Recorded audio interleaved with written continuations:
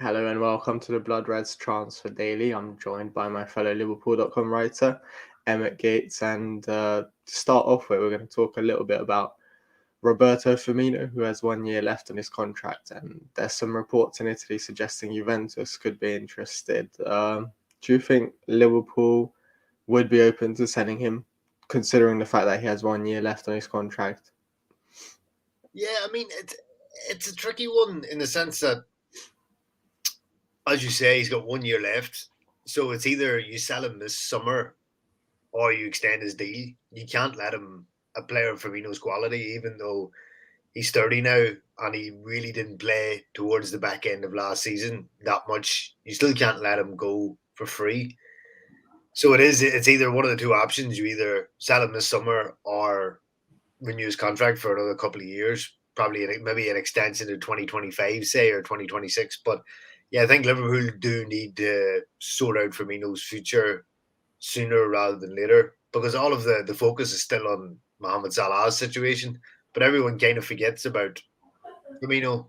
And obviously, because of the fact that he didn't play a lot in the back end of, the season just gone. People have kind of forgotten about him in a sense. So yeah, Liverpool I think need to make a decision this summer. I feel. Yeah, of course, there's a dilemma of having lost Mane already in the team. So I suppose losing another one this summer and having to also replace Firmino because surely if he were to depart, Liverpool would need an extra player in attack. That is would be a difficult challenge for FSG. Yeah, exactly. And I mean, if you do sell Firmino, you know, Liverpool probably wouldn't receive that much money for him, considering that, unlike Mane, say, Mane had 1 year left too, but Mane had a brilliant season. Whereas Firmino was injury plagued for the majority of the season. He made an impact when he played, but he wasn't really. He didn't produce the kind of season that Mane did, so Liverpool wouldn't receive anywhere near the amount of money that Liverpool did from Bayern for Mane. So, yeah, I think they need to. And then if you try to get a replacement in for Firmino, it's probably going to cost more, than what Liverpool would get transfer fee wise for Firmino. So to me, it makes sense to either. I would probably lean more towards extending his deal, maybe just for another couple of years, maybe till maybe the summer of 2025, and then maybe just let him go on a free then. Yeah, I believe he scored a lot of goals off the bench. I think the most scores off the bench for Liverpool last season. So Yeah, he, like he made an impact when he did play. He just didn't play that often.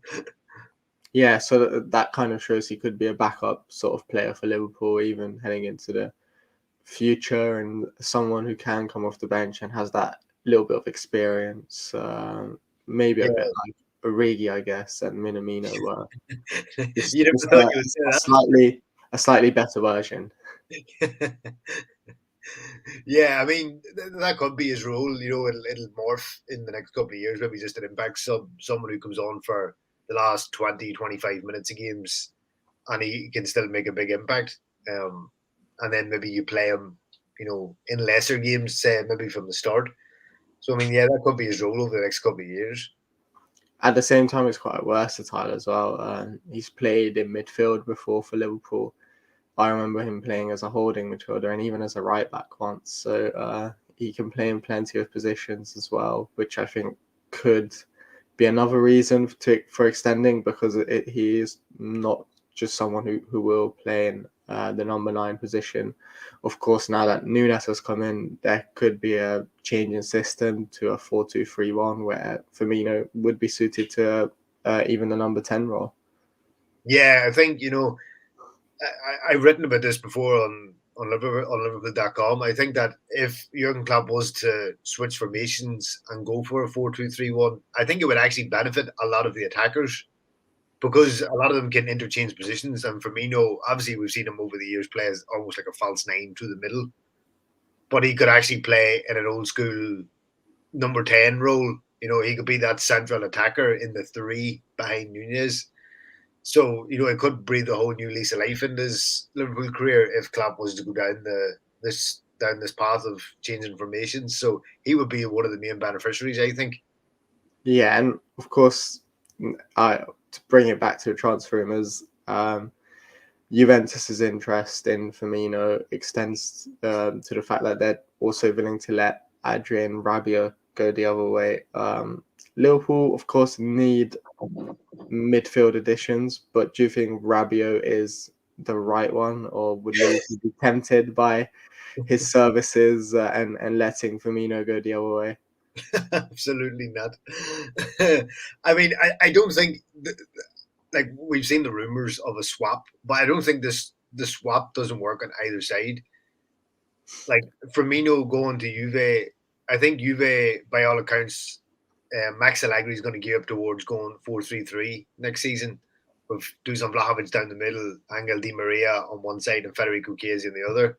So it's kind of like Firmino will go from one 4-3-3 to another, and I don't know if, and by all accounts, Juve are looking a kind of Vlahovic, a vice Vlahovic, a more almost like an Origi type striker to kind of basically come in when Vlahovic is rested. So I don't know where Firmino would fit for Juve next season. And then on the Liverpool side, Rabiot is just not a good player. No matter what way you slice it, he is not a good player. Like I don't know. I've watched enough of him to know I don't know what he excels at. He's not fast, but he's not slow. He doesn't. He's not good at attacking, but he's not good at defending. He seems to play in second gear all the time, and he's the complete antithesis of a Jurgen Klopp player. There's no dynamism. He doesn't offer a goal threat. He doesn't defend well. I know. I just don't think this swap works on any level on both sides, and Liverpool should definitely avoid even Rabiot's name being mentioned with the club. Yeah, just no. Yeah, I think I have to agree. I think probably wouldn't get a lot of minutes at Liverpool anyway if he were to come. He'd probably be even below Oxlade-Chamberlain in the pecking order. Yeah. So it doesn't really make sense for Liverpool. Moving on, another rumour that has been going around is Aston Villa potentially making a move for Joe Gomez. I think there was reports of a 30 million bid. What do you make of that deal? Is that something Liverpool would be tempted by? I mean, we've heard about this. Joe Gomez seems to be linked with Aston Villa once a week, every week for the last 6 months. I mean, from the player's perspective, he wants to try and make Jordan Southgate's squad for the World Cup, so you can see why he maybe wants to leave. Because I mean, if you break down Joe Gomez's minutes for Liverpool last season, about 15 of them come at centre back. Like he was used at right back more often than not, as cover for Trent. So he's probably going to face the same dilemma at the beginning of the new season, obviously with the World Cup in November, December. He needs to play, and he's not going to get that at Liverpool. Definitely not within the next year. Obviously Van Dijk, Joe Matip, and Ibrahima Kanate are all in front of him. So I see Gomez's dilemma on his side. On Liverpool's side, 30 million is not bad money for a fourth choice centre back, even one as highly rated as Gomez. And obviously Klopp is a fan and the club don't want to lose him. But I think at a certain point Gomez needs to realise that the next couple of years is not going to be a healthy one for him just sitting on the bench, or getting the odd game at right back whenever Trent is unavailable. So maybe Liverpool would need to maybe take the players' feelings into consideration and just begrudgingly let him go. Yeah, but from Liverpool's point of view as well, you've had Calvin Ramsey come in who can now cover right back as well, and that's the hope and expectation that he will be able to take Joe Gomez's minutes at right back next season. Yeah, Sepp Vandenberg is coming back from his loan in the Championship, which by all accounts was a successful one. He's probably going to go out on another loan, but I suppose that could change if Joe Gomez decides to move on. And Jarrell Kwanzaa as well has been doing very well at the under-19 Euros for England. So there are younger players who could potentially step up into that fourth choice role. Obviously, it's going to be a big ask for them to do so, but in that sense, Liverpool could be prepared to make that transfer. Yeah, and I mean that's the thing, with Calvin Ramsey coming in now, Joe Gomez is, minutes are going to be diminished even more, because then he's literally just going to wait for minutes as a centre back, and that's only going to come really in the early rounds of the Carabao Cup, the FA Cup, and then once he gets into the latter stages, Van Dijk, Matip, or Kanate will come back in. So yeah, with Ramsey signing, his minutes are going to decrease even more. So I think all round it probably does make sense to sell him, to let him go. Even if Klopp is a big fan and the Liverpool kind of begrudgingly accept an offer, 30 million is a lot of money to turn down for a fourth choice centre back, and I think Liverpool probably would be foolish to reject it. And I think for the player, he needs to play with the World Cup coming up.